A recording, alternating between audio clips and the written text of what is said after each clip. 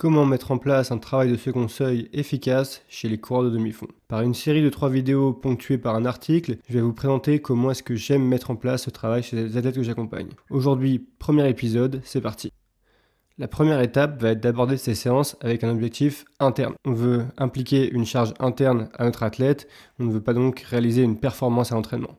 Pour cela, on va venir s'assurer de contrôler nos allures d'entraînement via des marqueurs de la charge interne, c'est-à-dire de la fréquence cardiaque ou du RPE, voire de la lactatémie. Cela nous permettra de bien réaliser l'objectif prédéterminé et de ne pas commencer à vouloir faire une performance à l'entraînement. Le second point sera la mise en place de ces séances de seuil sous forme de courtes répétitions. Cela permettra notamment aux athlètes de courir des allures plus rapides que s'ils faisaient des répétitions longues prolongées. On pourra ainsi venir stimuler une foulée de course qui développera une économie de course spécifique à des allures 10 km voire 5 km. On viendra notamment recruter plus de fibres rapides. Enfin, cela permettra de rester dans une intensité dite second seuil, ce qui induira moins de fatigue et qui permettra donc de faire un plus gros volume sur la semaine que si on réalisait de vraies séances spécifiques à allure 5 et 10 km. Finalement, le troisième point sera la réalisation de ces séances sur piste, ce qui permet d'avoir un environnement standardisé et de comparer ainsi les marqueurs de charge externe avec les marqueurs de charge interne au fil des semaines. Cette série de vidéos débouchera notamment sur un article dont seulement les abonnés à ma newsletter bénéficieront.